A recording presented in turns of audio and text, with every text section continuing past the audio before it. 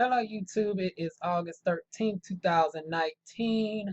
Y'all know the deal, 102 degrees in Fayetteville, so I got my fans going, that's why you hear it in the background. But we're here to go with Andrew Yang's platform. Now, I'm not going to title this Andrew Yang's platform number 7 because since the last time we did this, y'all can tell that he has rearranged his darn on site, and I wish it would have been like this from the beginning because I could have just, broke this video down by the titles and had all these in sections and then numbered them as opposed to just having all of those things jumbled up.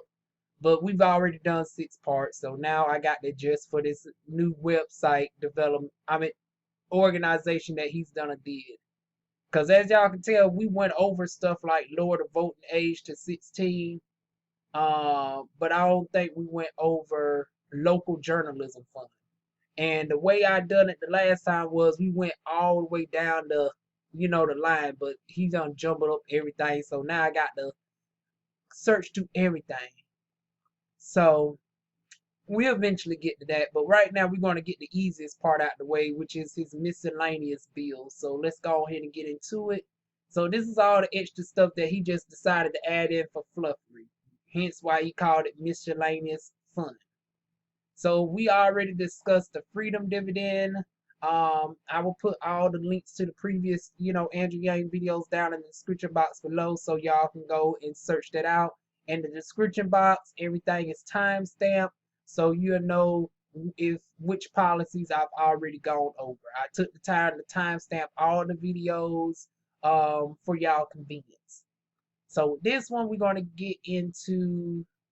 Let me see. I think we did public council of advisors as well in the previous video. Yep, we already done discuss that. See, this is why I wish you would have did this early because now I done already discussed some of these things. I done went into my thoughts of extending daylight savings times. So we're going to start off with this. Prevent airlines from removing customers. So this is something new that he's added since the past couple weeks. So airlines have been overbooking their flights and then forcefully removing paying customers when an issue arises. The Federal Aviation Administration (FAA) should prevent this activity and force airlines to continue to offer a larger amount of money until someone takes them up on the offer and removes them from the flight. No one should be physically removed because the airlines want to make more money. Airlines are using force to remove paying customers for the airlines for their mistake. As president, direct the FAA to force airlines to have customer auctions their seat back to the airlines when they have overbooked the flight. Direct the FAA to investigate any airlines that forcibly removes a customer for any reason other than the customer is posing a threat to other customers. Okay. I mean, simple, sweet, straight to the point. What are y'all thoughts on that policy, y'all? I really don't have no insight to give on that one, so we're going to quickly go ahead and go down to file income taxes as the second one. At the beginning of each year, Americans dread the coming of tax. Honey, I'm definitely because I think I owe, honey. Y'all know the beginning of the year I was working with Conduent, and then I started a job at Pilgrims. So if I'm lucky, my doggone it might cancel each one out, and I might not owe anything, but I think I might owe some taxes. The specter of needing to figure out the complex rules of the tax code hangs over each of us for the first third of the year, and most of us rushing during April to come in under the deadline. 75% of Americans receive refunds, honey. Unfortunately, I'm not one of those 75%, 9 times out of 10. For those Americans, they've been essentially giving the U.S. government an interest-free loan through most of the year. They'll be better off having access to that money at the time they earned it. For the other 25% of Americans needing to find the money to pay their balance adds unnecessary stress to their lives.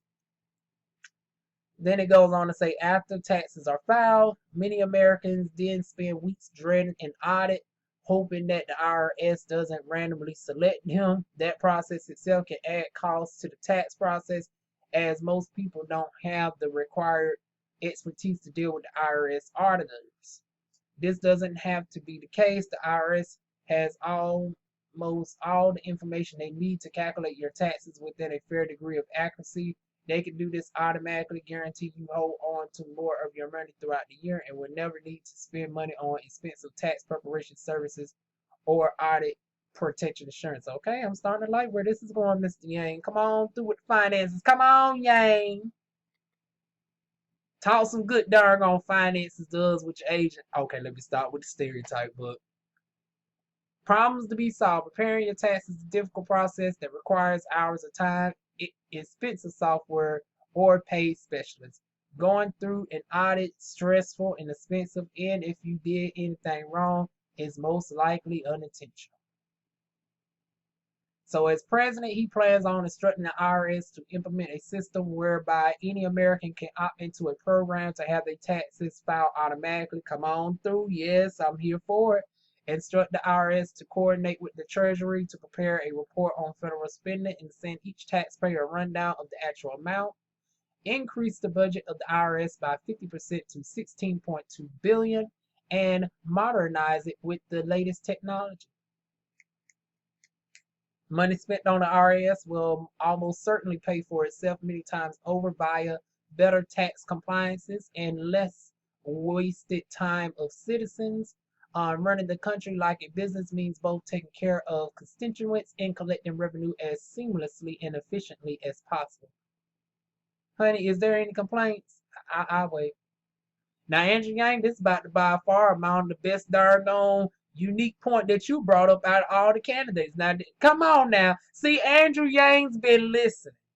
I see he has done his homework on my series and finally has started coming up with some sizable, because y'all know my complaints in the earlier part of the series was he would just give us these 1 to 2 sentences, and or if he gave us some detailed stuff, it would be something that all the other candidates were already saying. But I like this of Andrew Yang. He's giving some unique policies that I can darn gonna get with, that is darn gonna unique to him. And he's not just giving us 1 to 2 sentences. He's being darn on thorough and giving us nice darn on paragraphs for your girl to read. I love to actually read. I can read, but I actually love to read better than I read. Catch the double entendre. So yes, come on, Andrew Yang. I'm all the way here for this. If anybody disagrees, honey, feel free to leave it in the comment box down below of why you might disagree with this. But honey, I think we all on board with this. Don't have to pay no tax preparer. Don't have to stress ourselves darn on worried about audits and all that. And we get a summary of how the process is going for us. Honey, I'm here for it. So another new thing that Andrew Yang has added is tort reform, reasonableness dismissals.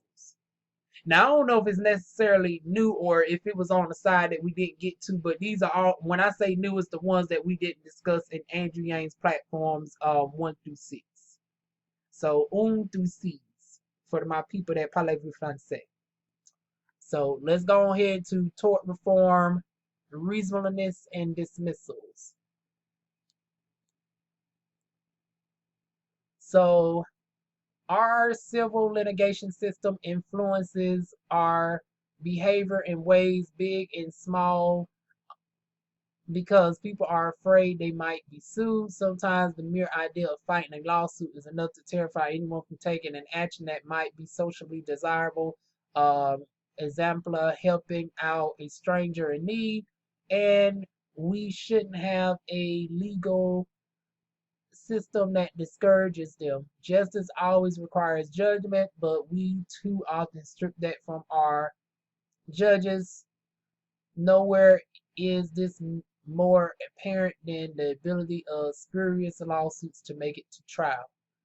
Awkward choice of word placements make me sound darn almost like darn trying to read, but continuing on. Judges should be able to dismiss any lawsuit during its initial stages purely for being unreasonable. There can be an appeal process, but the process should be one that fought between the plaintiff and appeals court not between a plaintiff and the person being unreasonably sued.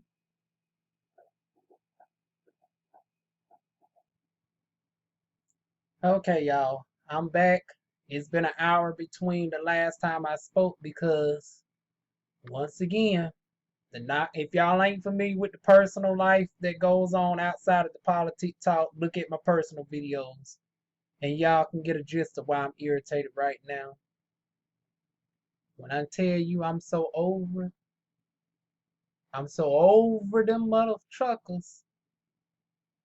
Yeah, so needless to say, there will be a personal video coming up after this one. But let's get back to politic talk. Let me get my professional face on because, honey, ooh, I'm telling you, they was about to darn gonna bring the hood side of me on to the politic talk video. But, honey, let's try to separate the hood from the politics. So let's move on. So, as president, Andrew Yang wants to work to restore common sense and agency to our court system by allowing judges to more readily dismiss lawsuits they deem unreasonable. Once again, it's going to take me a second to get back in mode, y'all. Just darn gonna effed up my whole mood.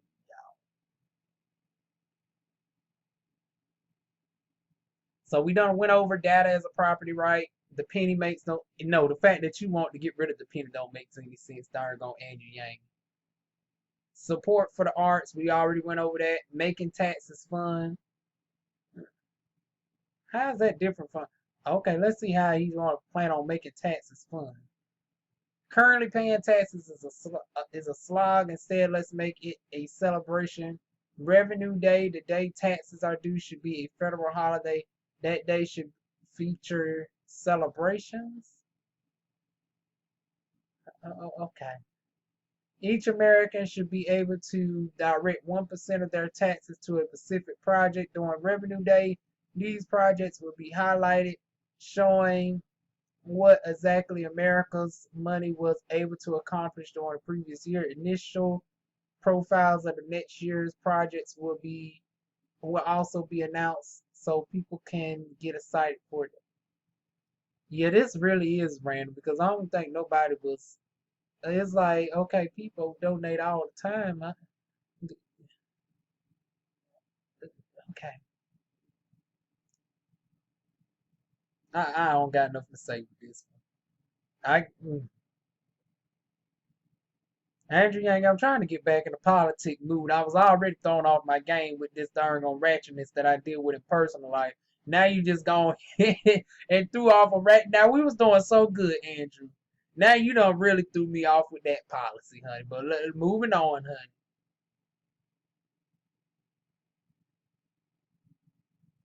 Head of culture and ceremony. Okay, we did that one. So the final one in this section is robocalling text line. I don't remember doing that. So robocalling has become somewhere between an irritation and harassment for millions of Americans. Trust, I know. Companies have determined that the cost of a robocall is zero, so if even a handful generate sales leads, they pay off.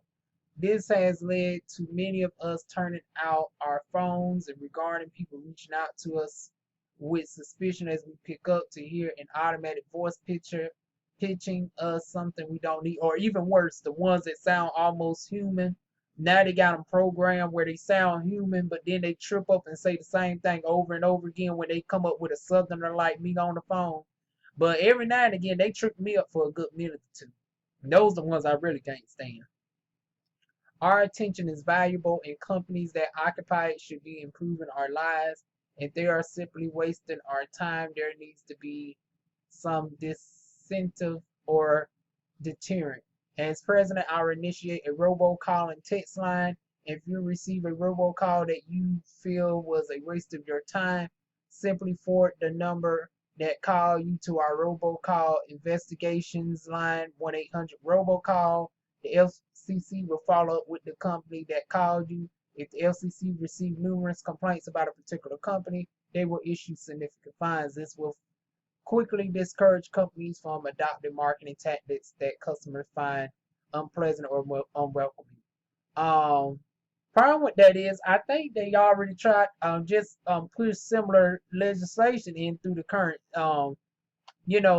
House of Representatives right now that's dealing with robocalls. So I don't know how that's going to fare. But yeah, they already. Matter of fact, in North Carolina, no, I'm lying. On the state level, Roy Cooper is about to make it where he is pushing for um I don't know if it was the House, Roy Cooper, or a combination of the both.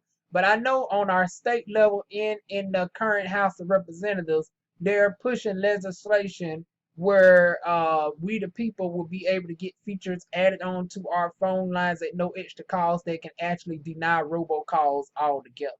So it's like we don't have to waste time calling no investigative darn on hotline and then having to wait for the fines and stuff to be